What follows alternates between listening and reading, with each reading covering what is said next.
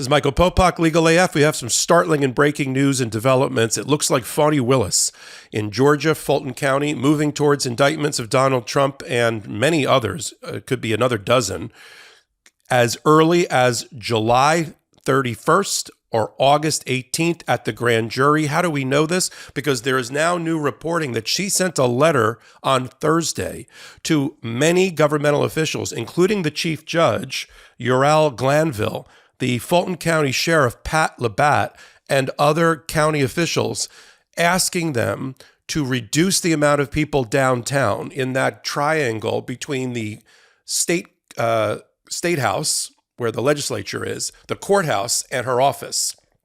She's asked that judges don't schedule any other trials during the week of August 7th or August 14th. That would likely be when the grand jury's indictment would be unsealed.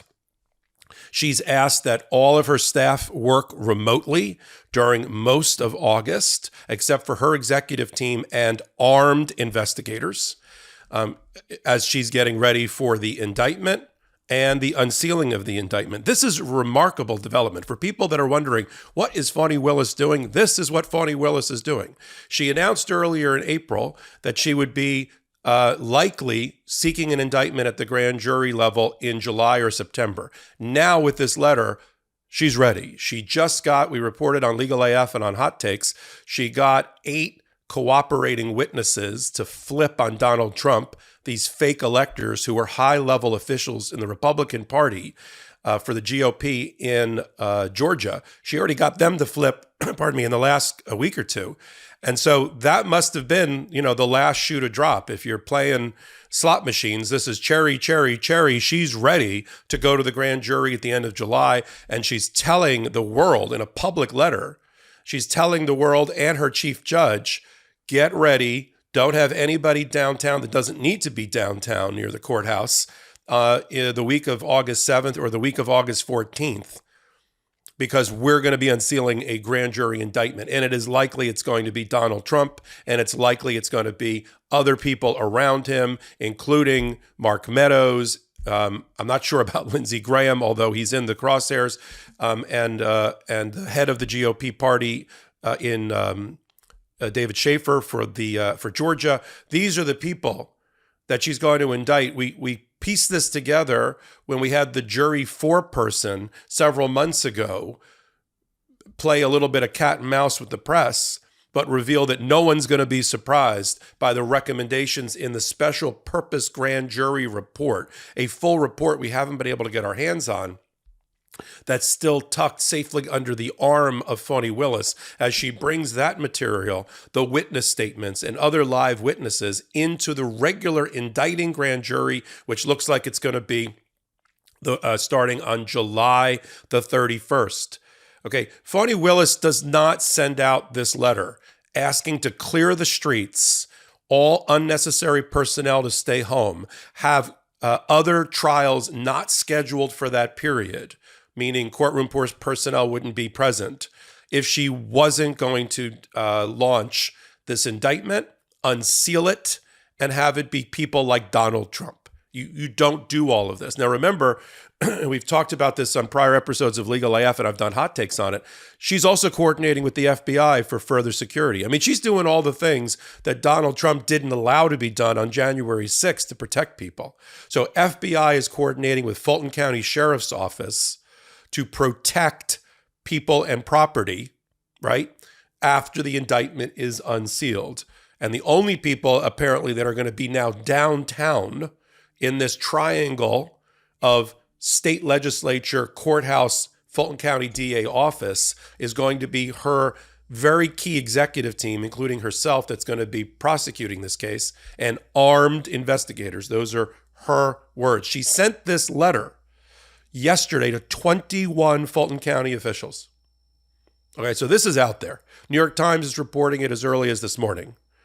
And the rest of her staff, remote work from home. When running a business, your employees can create all kinds of interesting situations, like getting complaints because someone on the team always smells horrible. Bambi helps small business owners with their most complex HR issues and employment nuances across all 50 states.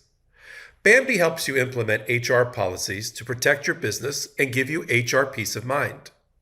Bambi's dedicated HR managers will know your business and your specific concerns and implement the most important HR practices for small businesses. Somebody isn't showing up when they're supposed to? Talk to Bambi. An employee reports a serious issue like harassment, and you're not sure if you have a documented policy? Talk to Bambi. With Bambi, get access to your own dedicated US-based HR manager starting at just $99 per month. They're available by phone, email, and real-time chat, so onboarding and separations run smoothly. Team members reach peak performance and your business stays compliant with changing HR regulations. And with Bambi's HR Autopilot, you'll automate important HR practices like setting policies, training, and feedback. Bambi's dedicated HR managers are a US-based person dedicated to your business, giving you access to the HR expertise and personal touch you need. This allows you to be freed up and focus more on what you love. HR managers can easily cost $80,000 a year, but Bambi starts at $99 per month. Schedule your free conversation today to see how much Bambi can take off your plate. Bambi, spelled BAMBEE.com. Go to Bambi.com right now and type in Legal AF under podcast when you sign up, which also helps the podcast. That's Bambi.com and type in Legal AF under podcast. So there's no other way to interpret this data. There's no other way to interpret this data. Then she's going to be getting the indictment on the 31st of July. She's going to be unsealing the indictment during the week of August 7th or August 14th. And she's trying to protect people and protect the state from violence, because now there's a target date, right? For those that are off kilter, for those that are part of the MAGA conspiracy and cult, they now have their target dates, right? She's not being that specific yet because she hasn't gotten the indictment yet. But now they know if they're planning their crazy vacation, their crazy insurrectionist vacation, they will do it July 31st to August 18th in Atlanta. And she's worried about that. So she's telling people in advance at the highest level of Fulton County law enforcement, administration, and government, let's do everything we can to protect people and property, and to avoid what happened on Jan 6th at the Capitol. Because what's to stop these very same people or their colleagues from attacking the Atlanta State House or attacking the courthouse? And so she wants to be prepared for that. So I don't think, you don't have to read between the lines. These are the lines. The takeaway from the letter is clear. She's going into grand jury July 31st to August 18th. She doesn't want anybody else downtown that doesn't need to be downtown, especially the week of August 7th and August 14th, because that's clearly the time she's going to unseal the indictment. And she's worried about riots and insurrections and people attacking the seat of their democracy, the seat of their government and their courthouse and personnel. She's worried about her personnel. I mean, she's already given bulletproof vests to people in her office. That's prior reporting. That's from March and April. So you've got FBI coordinating with sheriff. You've got courtroom personnel in her office and the DA's office wearing bulletproof vests. You've got only armed investigators and senior executives for executive team for the DA's office being able to go downtown. This is a Fani Willis that's careful, that's sober, that knows that what she's about to do is momentous and historic, and she's prepared for it. And she knows that history is prologue. She saw, as we all did, what happened on Jan 6th. She saw what happened just recently. Attacks on Democratic Congresspeople's staff with baseball bats. She's got eyes. She knows what's going on, and she's going to be very, very careful about this presentation. Now, New York was a different place. Everyone might be thinking, well, when Donald Trump was indicted, 34 counts by Alvin Bragg, Manhattan DA's office, but New York's not Atlanta. And New York was prepared.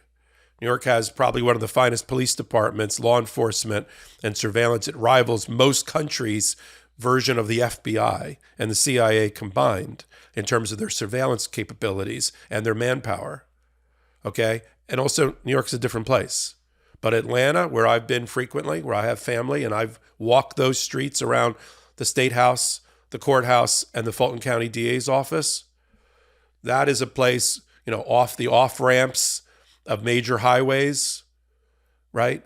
Of Peachtree this and Jimmy Carter Boulevard that, all of those leading into downtown Atlanta. It is very easy for people who are cracked and are violent extremists to descend and attack and potentially overwhelm law enforcement's response. And so Fani Willis is getting ready. We're going to report on this as it happens and as it develops on a podcast that I co-anchor and co-founded called Legal AF, only on the MeidasTouch network on Wednesdays and Saturdays. I do these hot takes about every day on developments that sit at the intersection of law and politics, those politically charged litigation matters that we curate, we think you should know about. And if you like what I'm doing, I'm Michael Popok. You can follow me on all things social media at MS Popok. This is Michael Popok, Legal AF reporting. Hey Meidas Mighty, love this report? Continue the conversation by following us on Instagram at MeidasTouch to keep up with the most important news of the day. What are you waiting for? Follow us now.